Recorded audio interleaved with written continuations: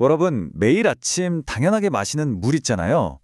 이 물이 우리 집까지 어떻게 오는지 그 길에 대해서 혹시 생각해 보신 적 있으세요? 서울의 발밑에는요, 마치 우리 몸의 혈관처럼 도시 전체를 흐르는 거대한 상수도 네트워크가 숨겨져 있습니다. 오늘은 바로 이 숨겨진 네트워크의 건강 상태를 함께 진단해 보려고 합니다.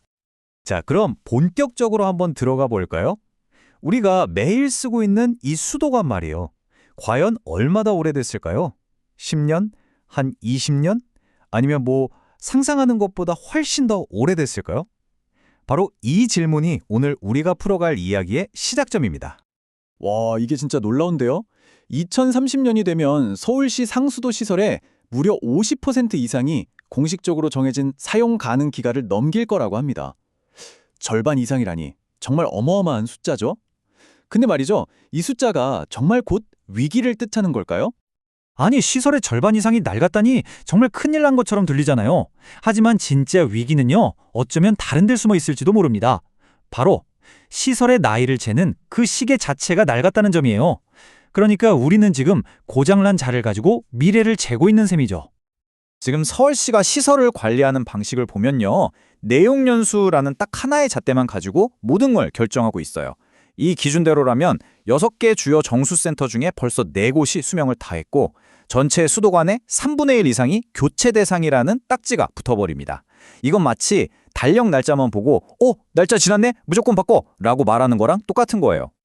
그러니까 이 모든 문제의 핵심은 결국 낡았다는 걸 도대체 어떻게 정의하느냐, 바로 이겁니다. 사실 자산의 수명을 보는 데에는 전혀 다른 두 개의 기준이 있거든요. 이 둘을 제대로 구분하는 게 왜 그렇게 중요한지 지금부터 한번 파헤쳐 보겠습니다. 자, 먼저 지금 쓰고 있는 기준, 내용연수부터 볼게요. 이건요, 간단히 말해서 회계 장부상의 약속, 그냥 숫자 노름이에요. 세법에 따라서 자산의 가치가 장부상으로 영원히 되는 시점을 정해놓은 것뿐이죠. 우리가 3년짜리 리스로 차를 샀다고 해서 3년 딱 되는 날, 그 차가 갑자기 멈추는 거 아니잖아요. 그 차의 실제 엔진 상태랑은 아무 상관없는 그냥 서류상의 숫자인 거죠. 자, 그런데 내구연한은 완전히 다른 이야기입니다. 이건 진짜 현장을 아는 엔지니어의 관점이죠. 실제로 시설이 제 기능을 안전하게 수행할 수 있는 진짜 물리적인 수명을 뜻해요. 정비사가 차를 딱 열어보고 사장님, 이 차 엔진 아직 쌩쌩한데요? 라고 말해주는 것과 같아요. 실제 성능이 기준인 겁니다.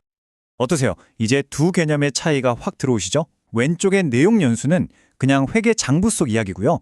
오른쪽의 내구연한이 바로 현실 세계의 이야기입니다. 그러니까 우리는 지금까지 이 도시의 혈관, 이 중요한 걸 고칠지 말지 결정하는데 엔지니어의 진단서가 아니라 회계사의 서류를 보고 있었던 셈입니다.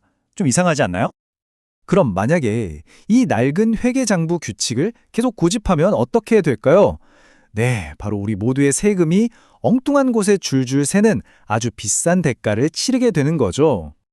와, 이 그래프 좀 보세요. 정말 충격적이지 않나요?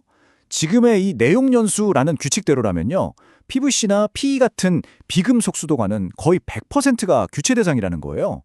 이건 지금 당장 서울에 있는 플라스틱 수도관은 싹 다 뜯어내고 새로 깔아야 한다는 말이나 마찬가지예요. 그러니까 핵심이 바로 이거예요. 이건 그냥 기술적인 문제가 아니라는 겁니다. 이건 바로 우리 주머니에서 나가는 세금에 대한 이야기예요.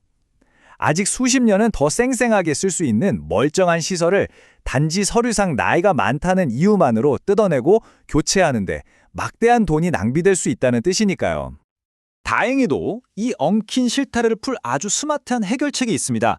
바로 유지보수의 기준 자체를 회계장부가 아니라 진짜 중요한 것, 바로 실제 성능으로 바꾸는 겁니다. 바로 이 문장이 모든 걸 설명해 줍니다. 달력에 따라 교체하는 것에서 상태에 따라 수리하는 것으로. 즉, 정해진 시간표에 따라 무작정 교체하는 게 아니라 데이터에 기반해서 진짜 아픈 곳만 콕 집어 치료하는 정밀한 유지보수로 나가자는 거죠. 자, 이제 진짜 하이라이트입니다. 이 표 한 장에 모든 걸 다 보여주는데요. 정말 깜짝 놀라실 거예요. 기존의 회계 기준 내용연수로 보면 99.8%의 PE관이 교체 대상이었잖아요. 그런데 실제 성능, 내구 연한으로 보니까 교체가 필요한 관이 단 하나도 없었습니다. 0.0%예요. 전체 시스템으로 봐도 위기라던 34.4%는 고작 0.62%로 뚝 떨어집니다. 결국 우리가 그토록 걱정했던 위기는요, 진짜 위기가 아니라 그냥 자를 잘못 써서 생긴 숫자상의 착시였던 거죠. 네, 바로 0.62%. 이 숫자를 꼭 기억해 주세요. 우리라 제대로 된 자를 가지고 측정했을 때 진짜 문제는 충분히 관리 가능한 수준이라는 걸 보여주는 숫자입니다. 40%짜리 대재앙과 0.62%짜리 관리 가능한 과제. 여러분은 어느 쪽이 더 현실적으로 들리시나요? 이렇게 관점을 바꾸면 뭐가 좋아지냐고요? 실질적인 이익은 아주 명확합니다.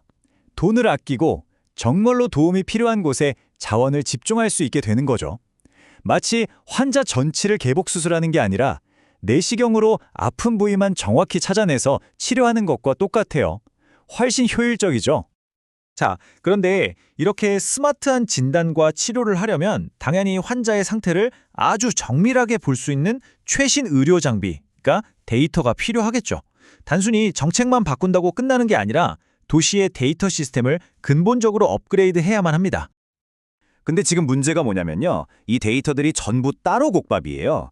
섬처럼 다 흩어져 있다는 거죠. 예산 데이터는 예산팀에, 지도 데이터는 지도팀에, 시설 관리 데이터는 또 다른 팀에 이렇게 다 따로 놀고 있으니 숲 전체를 보면서 현명한 결정을 내리는 게 거의 불가능한 상황인 겁니다. 그럼 이걸 어떻게 해결해야 할까요? 아주 명확한 3단계의 로드맵이 있습니다. 첫째, 이렇게 흩어진 데이터를 하나로 쫙 모아서 통합하고요. 둘째, 그 데이터를 분석해서 미래에 어디가 아플지 예측하는 모델을 만듭니다. 그리고 마지막으로 그 예측을 바탕으로 가장 똑똑하고 효율적인 유지보수 계획을 세우는 거죠. 결국 우리가 가야 할 길, 최종 목표는 이 한 문장으로 정리할 수 있습니다. 문제가 터지고 나서야 허둥지둥 고치는 게 아니라 문제가 생기기 전에 미리 예측하고 관리하는 시스템. 바로 이것이 서울시 수도관 네트워크가 나아갈 미래가 되어야 합니다. 우리는 수도꼭지만 틀면 깨끗한 물이 나오는 걸 너무나 당연하게 생각하잖아요. 하지만 그 물이 우리에게 오기까지의 그 길이 사실은 보이지 않는 도전에 직면했다는 걸 오늘 함께 봤습니다. 이 도시에 숨겨진 혈관, 이 네트워크의 건강을 앞으로 어떻게 지켜나갈 것인가? 이제 이건 단순히 시청의 과제가 아니라 우리 모두가 함께 고민해야 할 질문이 아닐까요?